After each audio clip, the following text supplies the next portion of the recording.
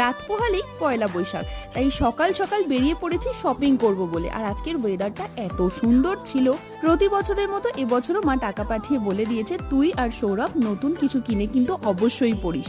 আর তাই আজকে বেরোনো। রোজই ভাবছি আজ যাব কাল যাব, এই করে করে আর যাওয়া হচ্ছে না, কিন্তু আজকে যেতেই হতো। প্রথমেই ঢুকলাম জুতোর দোকানে, সৌরভের একটা জুতো কেনার ছিল।